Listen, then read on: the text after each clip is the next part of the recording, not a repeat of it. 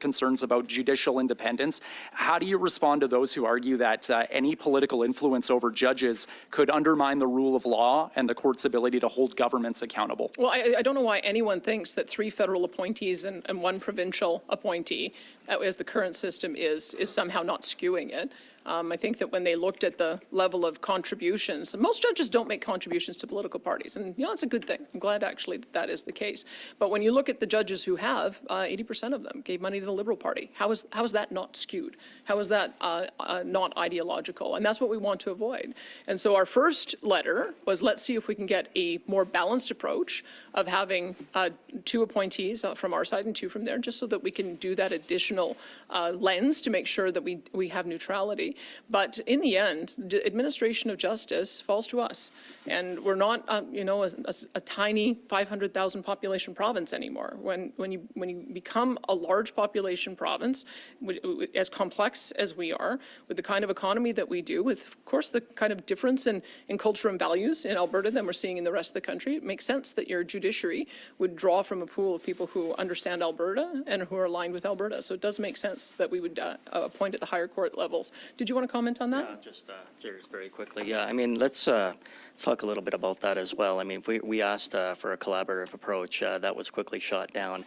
I think as provinces, especially in my role and in the role of Executive Council as well, we have a really good line of sight, and we have a really good process in place currently for selecting provincial court judges, the Alberta Court of Justice. And what we've asked is that we have a more prominent role in doing that at the federal level as well. Premier has touched on some of the real problems that we have with respect to the federal process. There is very little, if any, input whatsoever on Court of King's Bench justices that serve here in Alberta, and I think it's important that we have a more prominent role. But the second thing is, we know that it's not a nonpartisan process. We know from the statistics that came out in recent years and the reporting that came out in recent years that a vast majority of those federal appointees did have political contributions. We try to avoid that here in this province. Then we'll go to our next. Hi, Premier. Karina Zapata, CBC News. You've touched on this. Just to follow up, as you crunch the numbers on this policy, how many new Albertans did you determine these policy changes will impact, and how much do you think this will save the government per year? Well, I can tell you a couple of things. Like, at least the new administration at the federal level has come to the same conclusion that we have. And I'll just quote from the budget, the federal budget, acknowledging that our immigration was built to standardize and evaluate newcomers, so the admission was based on a person's merits. And over time, the system has evolved in its complexity, and its efficiency has waned. In recent years, the system became even harder to manage and less functional as the pace of new arrivals began to exceed Canada's capacity to absorb and support newcomers in the way we are used to doing. So even the federal government realized that the policies of Justin Trudeau were absolutely unsustainable, and it's going to take a few years for that to work through the system as the number of temporary workers and international students, as their work permits end up getting retired and they end up leaving the country. But the point is, we want to make sure that this doesn't happen again. This policy happened without any consultation with anyone, and it happened without anybody understanding what was going on. And so that's part of the reason, is that it's good that they've now understood that we have a problem. But I just look at the asylum numbers that are 10 times what they were from 10 years ago this year, even though, or in 2025. And that whole year was under a new administration. So has there really been a change? I guess that's the question that we have to ask. We've written letters to make sure that we're getting a narrower category of job availability for our job description and ability to work in areas depending on our unemployment rates. And so it's going to be on a go forward, I would hope, quite a restriction. If you consider that we had 600,000 people come into our province in the last 4 years, if you go back to what a sustainable immigration level is, it's about 0.6% of your population. So just to get the numbers there, if we went back to a normal level of newcomer arrivals, it'd be about 50,000 people a year, because we're now 5 million people. We've been getting 150,000 or more a year, so 3 times the amount that we're able to absorb. That can't continue. So in a future state, I want us to return to something more like a 50,000 target, with 2/3 of them focused on economic migrants, and those chosen by the Alberta government. That's why we keep on asking for the ability to affirm more provincial nominees, because we have a large number of people who are working in good-paying jobs, fitting in, want the pathway to permanent citizenship, and the federal government won't let us. Instead, they've been prioritizing all of these temporary status of newcomers rather than the ones who they should be prioritizing, as we have historically, which is the economic migrants. So a future state, I think we should probably have about 50,000 total numbers coming to Alberta each year, about 35,000 of those economic migrants, and a much smaller number of asylum seekers, international students, and family reunification. Okay, but how much are you thinking that this will save the province? And will this change be enough to eliminate the deficit? And if not, why not look at other options like cutting taxes or cutting services or raising taxes? Well, I mean, this is what we're talking about is making sure the services are prioritized to the people who've registered a permanent stake in our country and our province. That's Canadian citizens and permanent residents. And temporary individuals should be treated as that. Temporary, and tourists. I mean, I don't think any of us in this room would think that we would be able to go and work for a year somewhere else, bring our entire family, use their healthcare system and their education system. Like, just think of what your expectation would be if you were going to go to work somewhere temporarily for a year. And we just have to have the same standards here. I think because we had some confidence in the federal government that they were managing this properly, because they were managing it properly, up until we got to COVID. And then post-COVID, it went completely off the rails with a completely insane policy that every single province is suffering with. There isn't a single province that is managing to run a balanced budget this year. So combination of the decisions of Justin Trudeau to suppress all the ways that we could make money and earn revenue at the same time as expanding all of the costs associated with delivering very expensive social programs has put us in a position where it's going to take a little bit of time for it to sort itself out. Hi, Premier. Drew Strime at Global Calgary.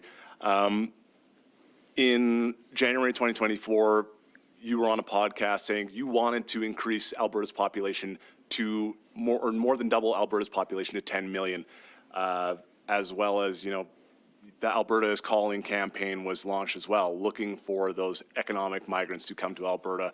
I guess, you know, what was the metric that caused this change in your stance on migration when this had been something that you'd been championing for a number of years, including your letter to Justin Trudeau in 2024? Well, look, I mean, my letter to Justin Trudeau was about what I talked about before, that we need to have more control over permanent residents and provincial nominees, because those are the ones who've come here, found a job, fit in, want to stay, and want a pathway to permanent citizenship.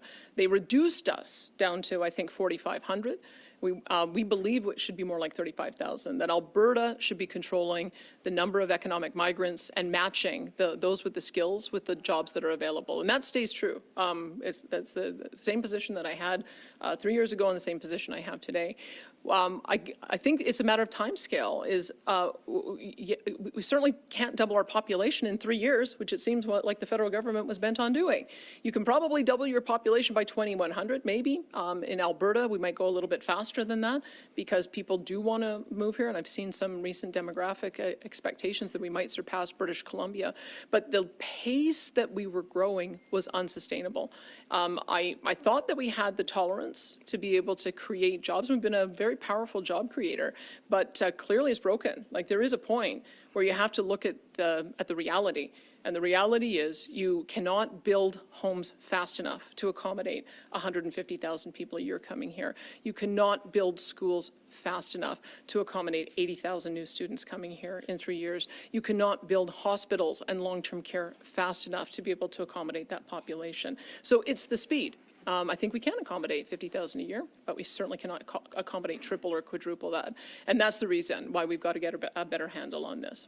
And on net migration. And if I may also say just one more thing. You have to remember where we were in 2022, right? We had CBC writing stories, why does no one want to live in Alberta? and talking about the U-Hauls that were leaving Alberta, because that was the case under the NDP. And then because of COVID, we actually had declining population in our province. We had school boards talking about closing down schools and eliminating school spaces. And yet when we looked at the unemployment figures at that time, and remember the program was launched before I became leader, but it was because in June we had a 4.9% unemployment rate, in July a 4.8% unemployment rate. We had many big projects that were going to get, that were getting to final investment decision, whether it was WestJet and all the supply chain associated with that, the new de Havilland aerospace field, the net zero plastics from Dow Chemical, one of the biggest projects that we've ever had in our history. We needed to have skilled workers. If you look at our program, we coupled it with an incentive to rebate skilled workers $5,000 if they move to Alberta. We thought we were doing a very targeted ask to get skilled workers here. But as I said, we had no idea that Justin Trudeau was taking all limits off all of those programs because they didn't ask us, they didn't tell us, they just did it. And as a result, we ended up, and I think every province was in the same position, which is why the federal government has had to change gears. But we have to make sure this doesn't happen again. Like, you shouldn't be able to completely upend 40 years of established policy without talking to anyone about it, especially when the cost falls to the provinces. You just briefly talked about all these people leaving in Alberta in 2022, where the net migration stats on the Alberta government website shows that there was a ramp up in migration to the province starting in 2021. Q3, for example, we saw 190 international people come to Alberta, the lowest it's been since 2021 after that peak that we saw in 2024. So I guess that's not exactly factual that all these people were leaving when we were seeing records amount of people coming during that time. I guess, you know, you're kind of saying one thing when the reality shows another there. I think you should look at the reality of what happened post-COVID. And you will see an extraordinary change that happened post-COVID. And it happened almost completely along asylum seekers, international students, and temporary workers that were low skill. And that was not what I think anyone anticipated in how our immigration program is supposed to work. We've had a very robust point system where people are able to come here based on their education, based on their facility in one of our official languages. And there's a reason for that, is because then they are job ready the moment that they arrive. If you bring a large number of people here who don't have basic skills, don't have a job, don't even speak English, then all of a sudden you've created an environment where they're going to have to rely on government services. So the federal government flipped the policy on its head. I'm pleased to see, with the pressure of all of the premiers, that they are returning to a more normal immigration policy. But we have to make sure that this doesn't happen again, because we're still in a position where we have a large number of individuals who are seeking provincial nominee status. I think we're up to 30 or 40,000. And we only have the ability to offer provincial nominee status to 6,400.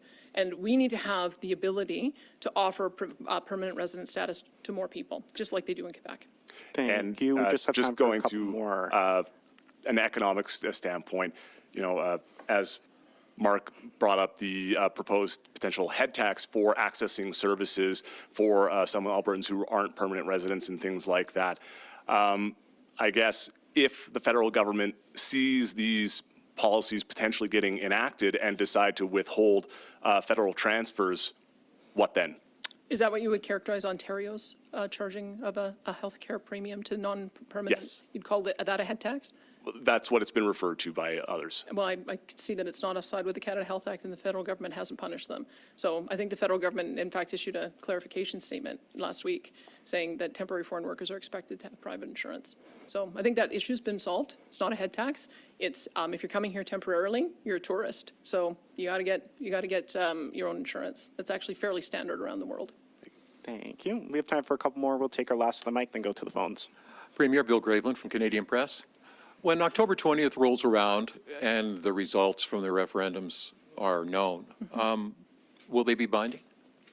My personal view is that you don't ask questions of the people unless you want to act on the results that you get. I can turn it over to Mickey, who will probably give you a very legalistic answer on that about whether or not technically in the law it's binding. But from my perspective, I'm not asking these questions with the intention of ignoring what Albertans tell us. I trust Albertans, and because this is a significant change and they're grappling with something new, and it was something that was raised again and again and again at our Alberta Next panel discussion. But again, that was only a portion of Albertans who participated in that. These changes, I think, are important enough that we need to get the people to weigh in on it. Did you want to comment on that? Yeah. Thank you. Thank you, Premier. And give you a little bit of a nerdy legalese answer. The Referendum Act has sort of a number of different options. For a constitutional referendum, as you know, if the majority of ballots vote in one particular way, then the government needs to take steps to implement the results of that type of referendum. Of course, for a non-constitutional referendum, it would be up to the Lieutenant Governor and Council to make that decision as to whether or not the decision is binding. But the reality still remains the same as what the Premier said. I don't think that we're doing this out of boredom. I think we're doing it because we're looking for a mandate from Albertans and that we'd like to implement the mandate as Albertans direct. This is about democracy. It's not about politicians debating in a room. It's not about the media pushing their agenda. The good people of Alberta will decide, and I am confident that this Premier and this government will move forward based on those decisions. Thank you. Follow-up, Premier. 2 years ago, I think immigration was at its peak, and this didn't happen. So why now when the numbers seem to be on the surface more manageable? Well, I think because it takes a number of years, and I've talked to the Prime Minister about this, he suspects it'll take about 3 years for us to work through the excessive policies that we saw in most recent years. And so that would be one issue. And we've also seen issues emerge in the media of exactly these kinds of issues where people are wanting to access programs even though they don't have a permanent status. And so we have to ask the question of the people of whether or not they think that's reasonable, or whether they want to align our policy with what we see internationally, that if you're here temporarily, you have to be able to cover yours and your family's expenses. And if you move on to permanent status, then that's a different thing. It's you get treated the same way as a citizen once you've made a commitment to be a permanent long-term taxpayer in a jurisdiction. So that's what I would say, is that we heard through the Alberta Next panel discussion that this is a priority for Albertans, and we want to see if they want to affirm these policy changes. Thank you. Thanks. Thank you. And we have time for a couple more. We'll head to the phones. Operator, can you put through our first caller, please? We have a question from Robert Tuttle from Bloomberg News. Your line is open. Yeah, hi. It's my understanding that Alberta has attracted a lot of like tech workers from the U.S. who are on H-1B visas after they changed the policy. Those people I think have come here on temporary work visas. Won't this inhibit your ability to continue to attract or build a tech sector if those people have to come in, and I guess the companies will have to cover their health insurance? Well, I guess what I would say is that those are workers who will often seek permanent status. So the pathway ought to be come in as a temporary worker, and if it is a good fit and you're going to stay for a longer period of time, be able to get your permanent resident status, at which point then you would qualify for the same access to programs as somebody who's a citizen. But the temporary status, especially if you're talking about those high-income tech workers, I mean, perhaps their companies should pay their insurance. If they have a high income, perhaps they should pay a premium. But what we're concerned about is the number of low-skill temporary foreign workers, international students, and asylum seekers who may not be here on a permanent basis and able to be long-term permanent taxpayers. And so we have to look at two different approaches. The approach that we want to take